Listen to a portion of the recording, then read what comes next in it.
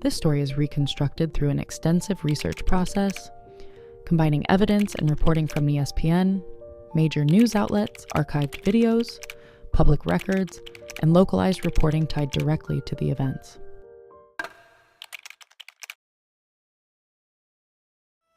"6 a.m. Louisville, Kentucky. Rain, hard, cold, unforgiving. Police lights strobe across the pavement, slicing through the dark. Officers rush between cars. Traffic is frozen. Confusion everywhere. And in the middle of it, surrounded by flashing reds and blues, stands the last person anyone would expect. Scottie Scheffler, world number 1, 2-time Masters champion, the calmest man in professional sports, in handcuffs, gym shorts, a pale blue shirt, drenched, hands behind his back, being escorted toward a police car like a fugitive in a crime thriller. A moment so bizarre that when ESPN's Jeff Darlington accidentally stumbled into it, his mind couldn't process what he was seeing. He filmed it because, how could you not? The footage spread instantly, the world waking up to the same question. What on earth happened? Inside the Valhalla locker room, Ricky Fowler turned to his caddy and said exactly what everyone in the building was thinking. That all better get dropped. But this story isn't just about what happened outside Gate 1. It's not even about the handcuffs, or the mugshot, or the way the internet treated the moment like sport's latest meme. This story is about something stranger, something deeper. How does the most composed athlete alive end up in jail, 90 minutes before his tee time at a major? To understand that, you first need to understand Scottie, not the mugshot, not the headlines, not the chaos. The person, the athlete who became the unshakable force of golf.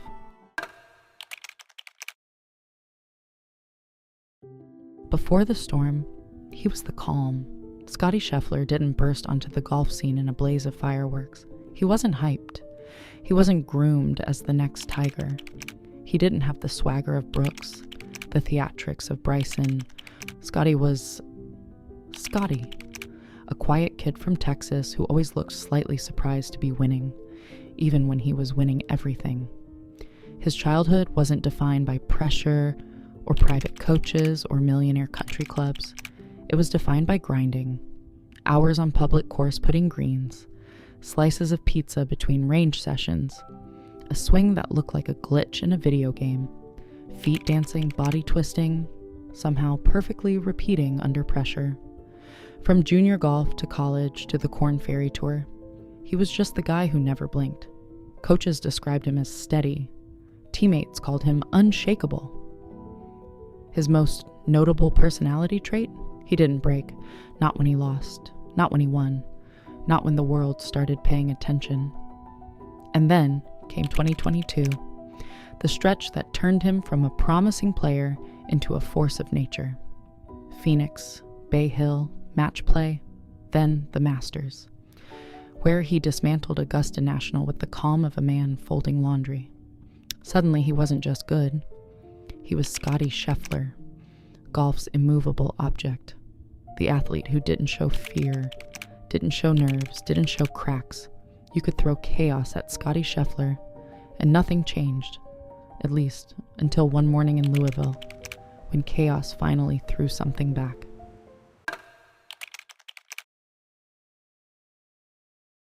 Before sunrise, a man lost his life. A tournament worker crossing Shelbyville Road was struck and killed by a shuttle bus. A tragedy that immediately triggered a full-scale police response. Roads closed, floodlights activated, emergency vehicles forming a barrier across the street. It was raining. It was dark. Nothing was moving. Every player received the same email. Enter from the west side only. Expect delays. But delays does not describe what happened. Cars formed static lines stretching nearly a mile. Players abandoned their courtesy vehicles and walked toward the gates in their golf shoes. It was complete gridlock, a scene that looked less like a major championship and more like a disaster zone. And right into that chaos drove Scottie Scheffler.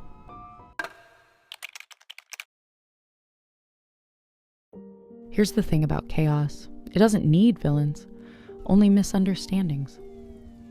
According to the police report, Detective Brian Gillis, wearing a reflective rain jacket, was directing traffic outside Gate 1. According to Scottie, he was trying to follow tournament instructions through a maze of lights, sirens, and panicked officers. In the darkness and the rain, something happened. A gesture, a shout, a motion, interpreted differently by each side. A moment of confusion became an arrest. Scottie was pulled from his car, pressed against a police vehicle, handcuffed. And here's the part no one talks about. Scottie Scheffler was terrified. This is a guy who has never been in trouble a day in his life. A rule follower, a quiet professional, the type of person who waves at crossing guards because it feels polite. And suddenly, he's in cuffs, in the rain, surrounded by police, in a city he doesn't know. They put him in the back of a cruiser, drove him downtown, booked him at 7:28 a.m., released him at 8:40 a.m., all while the world watched a shaky ESPN video of golf's gentlest superstar getting arrested at dawn. But because life occasionally has a sense of humor, there's this moment. In the holding area, sitting in County Orange, nervous and soaked, Scottie did what Scottie always does when he's anxious.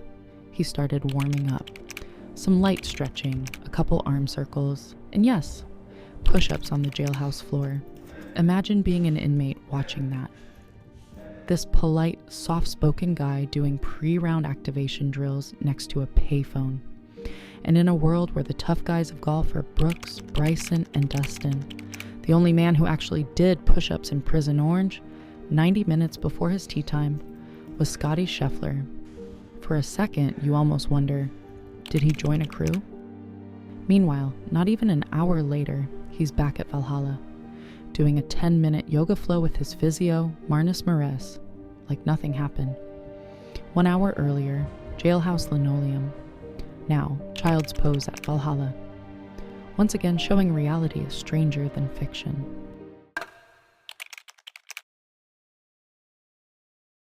Scottie's release coincided perfectly, almost comically, with the 80-minute weather delay issued earlier. It bought him a lifeline. A Range Rover carrying event chairman Jimmy Kirchdorfer Jr. pulled up.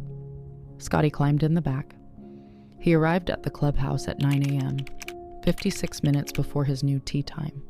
Inside the locker room, players kept preparing, because what else can you do? But everyone knew the story dominating the air. Scottie was arrested, and he's here. He hugged Sam Burns, Emiliano Grillo. His father said something to the room, something that grounded the moment. There's a reason why this happened. He'll be better for it. Then Scottie went to warm up. As calmly as if nothing had occurred, ESPN streamed his entire session live with a countdown clock, like the world was watching a spacecraft launch. Wedges, irons, driver, bunker shots, a dozen putts. And despite the cameras and the whispers and the surreal fact he'd been in a cell 90 minutes ago, his smile never left. Scottie wasn't calm because he didn't feel anything. He was calm because that's who he is.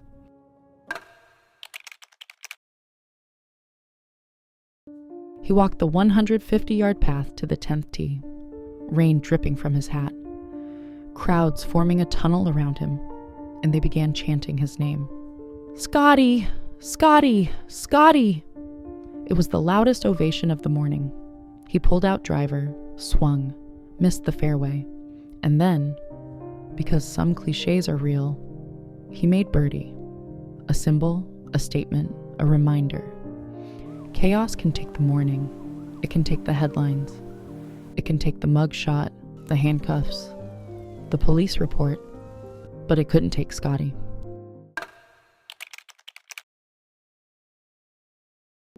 Here's the truth about him. Scottie Scheffler is not great because nothing affects him.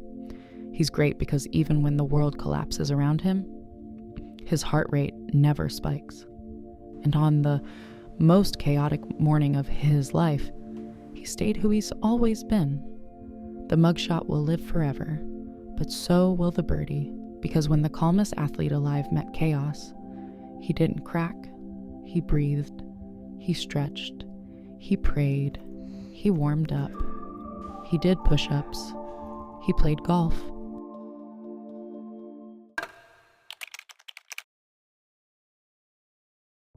If you like this story, if you like peeling back the layers on the moments sports tries to forget, well, you're going to love what comes next. Maybe the night the greatest golfer of all time's image finally popped, or perhaps the tragic chapter known as the day basketball died. This is Locker Room Ledger, where sports become stories, and the truth is always more dramatic than the legend.